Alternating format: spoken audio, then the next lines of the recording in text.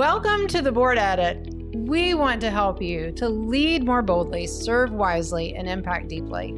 Our goal is to equip 1 million community-minded leaders to serve with confidence. I'm your host, Craig. And I'm your host, Dawn. Let's dive in.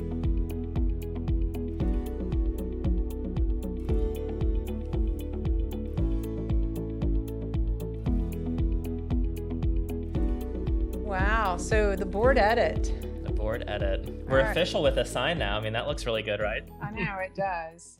And really, that's what this podcast is all about, is really helping people who want to serve, because our goal is to help 1 million more people to serve. Yep. So thank you for listening.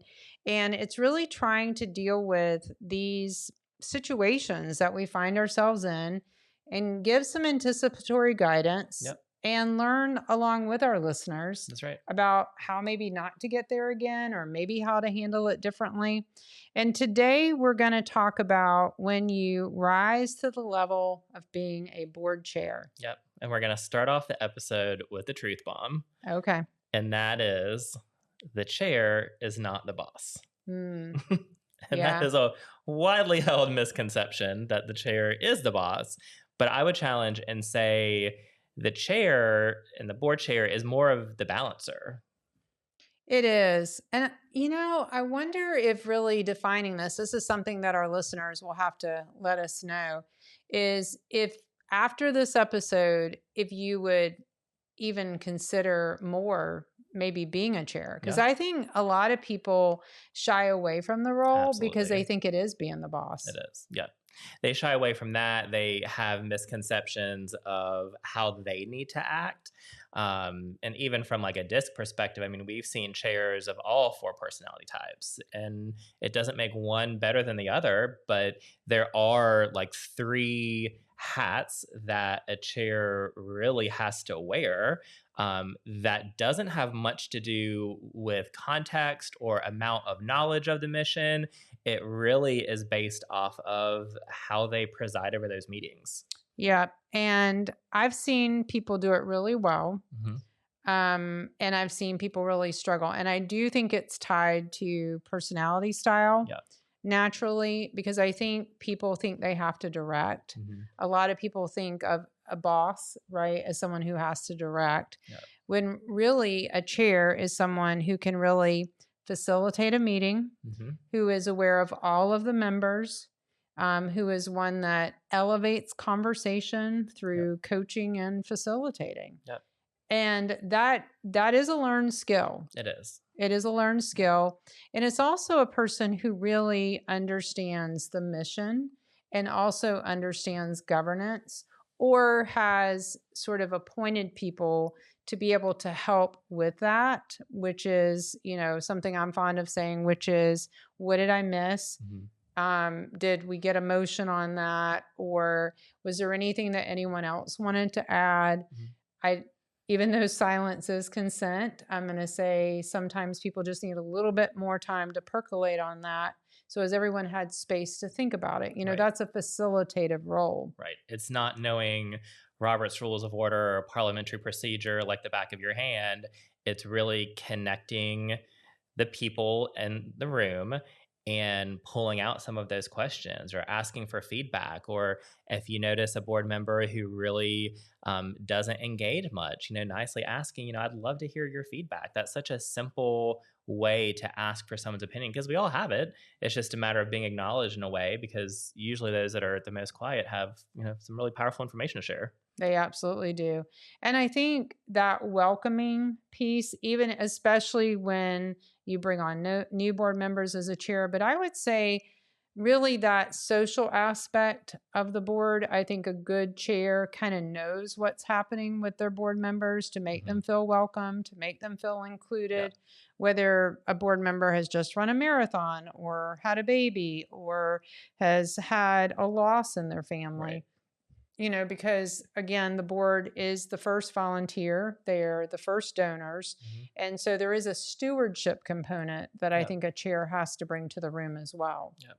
Well, and it's that social connectedness piece that humans crave to begin with, but then knowing you're a part of something bigger and you're valued for your time. And also, the board chair is a volunteer too. And that's where, the ask of them is to be that partner in governance, not to get involved with the management piece. And I think that's where I see board chairs misstep so sometimes innocuously and sometimes intentionally, but they feel because the operational piece is so tangible, or because that's what they do at work and they have some of those cognitive traps that we've talked about before, that is where there is that is where they are needed, and that is not the case. Yeah, and I think the thing that separates hopefully our conversations and certainly our book, The Confident Board Member, from other books that have been written on this and maybe Mhm. podcast on this topic is that it's really making sure that as a chair in any leadership position that you show up with behaviors that are culturally aligned Right. to the organization, because when you do have, it doesn't make you the boss, but there is a different weight Right. because a title has been assigned, Mhm. that board members are looking to you to see whether or not they're going to ever want that position. Yep. And we both believe in term limits. Mhm. And so leaders need to be raising other leaders. And that only happens by chairs Right. who do it well Yep. and are constantly sharing that spotlight. I love, there is a book that I love that talks about that the conductor of an orchestra is the only one who is silent. Mm. Because you're just, and if you think about a That's board good. chair, Yeah. you're facilitating. Yeah, absolutely. But it's often perceived as the opposite, whereas the Yes. conductor is the only one doing the talking. Yes. And so you being able to bring out the best, have that clarity and respect, and bridging the board with the organization and the community. Mhm. Because the other thing, too, is, a board chair is often asked to speak Right. on behalf.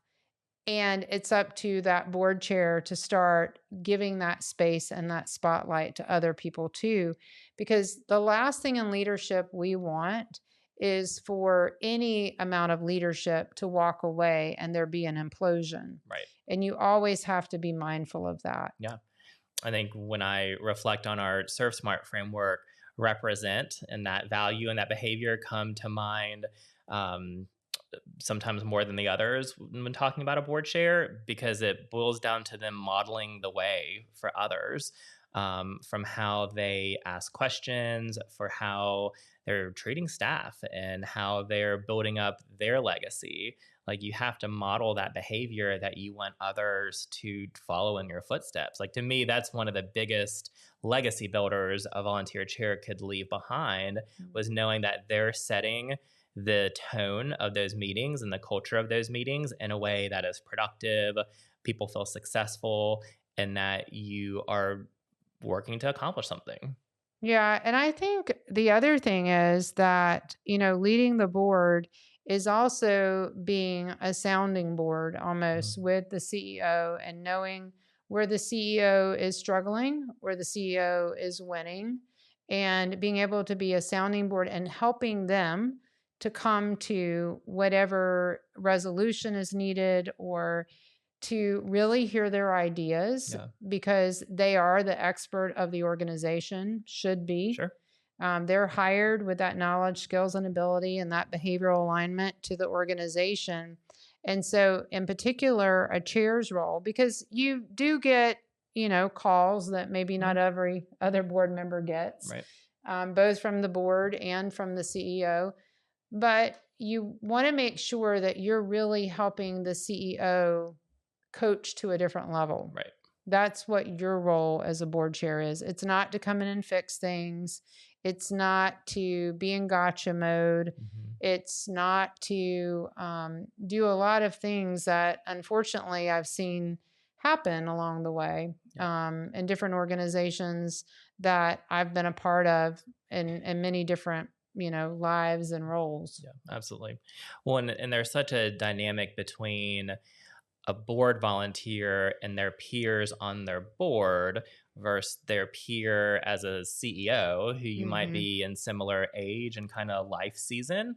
But there are just things that the CEO asking of his board or their board is just going to come across differently than if the board does it as a peer-to-peer kind of ask. Hmm. Yeah, and you can always sort of, I think too, with these roles, you sort of have to think about where, if you're the chair, where is my name going to appear and where is the CEO's name going to appear? Mhm. And it quickly should become evident that the CEO's name is on more things than the chairs. Right. Well, ideally, your chair is a little bit more transient. I mean, your CEO, you're wanting to recruit a top candidate and retain them for as long as possible. So, I mean, it would make sense that they are more of that figurehead. Yeah. And I think the best chairs, and I can think back to some that I've worked with as a CEO, these are the ones who really believe in teamwork. Yeah. They model it. Hmm. They take the time to celebrate it. Yep. They recognize birthdays. They stop by. It doesn't mean they have to be at everything, but it helps all staff to know, hey, there's a whole community supporting this work that can feel Right. heavy every day. Right. Well, and they're a partner, not a parent. And that is a That's big good. differentiator too, Yeah. because the natural tendency is to feel like you're the parent of the board and the staff. And that is not it at all. You can have those social interactions, you can provide that support as a partner, but it crosses boundaries when it turns to the other way. Yeah, because you never want to get to a place in these roles like a chair where you get to a place of resentment. Right. And usually that happens when somehow you feel overcommitted Hmm. and you've got too much on the plate. And again, I always go back to, if we were to ask your family, what would they think of the organization? And Yeah. that goes for whatever role you have with an Absolutely. Yeah. organization or a business. But, really thinking about, are you kind of hoarding a lot of responsibility that really you don't need to? Right. Like, there's other people that will help. You may have to ask them, or you may have to have it written out so people can see, okay, I could commit to that. Because if you're overly committing time and people know it, they will never want that role. Right. They won't necessarily volunteer to help you. Yeah. And and this could be chair of the PTO or chair of a small nonprofit. It doesn't matter the size of the organization, but you really have to think, are you trying to hoard everything because you don't know how to delegate? Yeah. Or are you trying to gain power? And that's what I've seen happen a lot too, that they infer that by having more responsibility, they are conferred more power and have more decision making authority when that's not the case. And by taking on more work, I mean, you're just setting yourself to burn out too. When you have a board of, you know, 8 to 10 other people, sometimes larger, that is there for a reason. And if they're not asked to help and to share that workload, then what are they getting out of it? Yeah, and see, I like to think that's a learned skill that people sometimes don't know they need. Yeah. Yeah. I don't, I would like to think that people don't serve with the purpose to have more power and control. Hmm. Um, you know, and we certainly hope that through whatever onboarding, it's not just a board member who's doing a resume building or using it to build a legacy Hmm. of some way, that it's truly by humility and by a call to the mission of the organization. I would think that's like so rare. That's what I want to believe anyway. That's my optimism gap that we've talked about. That's my I can optimism. appreciate that. Yep. Okay. Okay. And it's not to say right or wrong. I've definitely seen it manifest to the power side of things. But this is where the alignment value in our book stands out so much to me, because when you are having those conversations with the organization, if you're a volunteer or as a staff member having it with a prospective board member, if there isn't alignment with the passion and the cause and the why that that person is serving, and it is more about, oh well, my boss asked me to serve, or oh well, I just wanted board experience for my name on the list in the letterhead, like that is not the reason to serve. No. And it is sometimes how we find ourselves there, Right. but we really have to sort of own because no matter how you got there, voluntold or volunteer, you still have the same Yeah. responsibilities. You absolutely do. And developing clarity for yourself. And something occurs to me, I think that one of the most beautiful things about term limits is that you should be creating almost like this council of chairs, Hmm. this council of people who have been there before Yep. that can provide that chair with some nudging if needed or guidance with needed. Because you don't want somebody who's, served for 4 to 6 years, has a lot of experience, has served well as a chair. Their next role is to sort of mentor the next chairs and create that council. I don't know that I've seen a board yet that has a really good system of that. Have Hmm. you? No, I think it's hard because naturally those boards chairs feel kind of like an island unto themselves. Mm. And oftentimes, if they're not reaching out to their current board members, they're sometimes even more reticent to reach out to past presidents, past chairs. Um, but yeah, I think for something that could be so easy and to have a council of advisors, really, to give some historical context or to give just some background information. I mean, there's such, power to that. I think so too, and I think for CEOs, it's also a balancer, right? Right. Because as a CEO, your boss kind of changes, Right. right? The chair changes, and sometimes the style, the leadership, the personalities, everything is very different, and Yeah. we have to adjust both ways, both as a chair and as a CEO, Yep.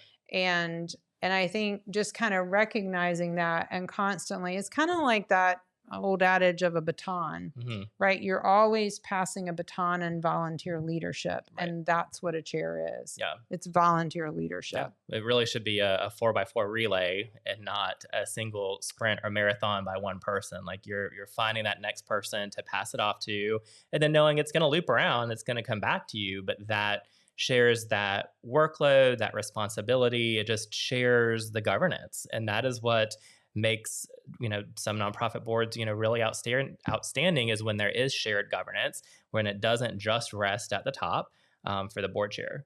Yeah, and I would love to hear from our listeners. I Mhm. think this is going to be a good sort of topic because, and not to just vent about, right? But to really kind of recognize chairs that have done Mhm. really well and Yeah. that you've appreciated. Like we would love to hear that.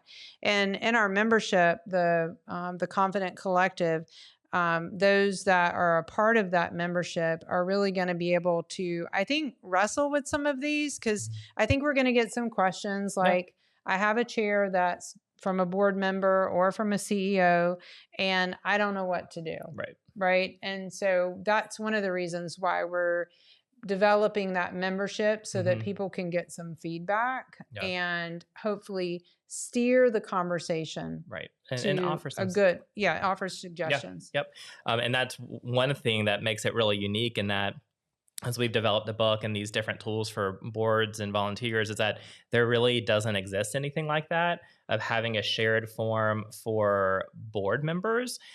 There's a lot of different ones for nonprofit staff, but none really for board members where they can share those best practices or ask those questions in a safe kind of space, and just kick some ideas around and throw some spaghetti on the wall and see kind of what sticks. And there's power to that connectedness too, and something that we're really excited when we launch the membership community. Yeah, well, I'm excited for that. And so we hope that you've enjoyed this conversation, and we hope that it has kind of spurred on some thoughts about leadership and thinking about that chair role because again we hope that more people will serve. That's the Yeah. whole reason why we're doing this, and we want boards to feel healthy, and this is one that we feel like sometimes becomes this roadblock or this bottleneck Right. for a lot of boards when you have a chair that doesn't have a term limit or doesn't have sort of those soft skills or Hmm. innate skills to really be in that coach and facilitator role. Yeah. Well, and we're also hoping hoping that as we train and recruit new board members, that we also inspire with the vision of serving in a leadership role, and that you don't have to be the head of a company, or you don't have to have a title in your other roles in life, but you can still provide really good leadership for that organization as a partner with the CEO or the executive director, and understanding that it's very much like a duet. It's two people working together. It's you working with the board, whatever that group is. That it really is a privilege to be asked to serve in that leadership capacity, and we want people to step in confidence into those roles. Absolutely. So thank you for listening, and we hope you'll join us next time on the again. Board Edit. That's right. Ready to sharpen your board skills? Explore our practical online courses at theconfidentcompanyus.com, designed to give you tools that you can use in your very next meeting.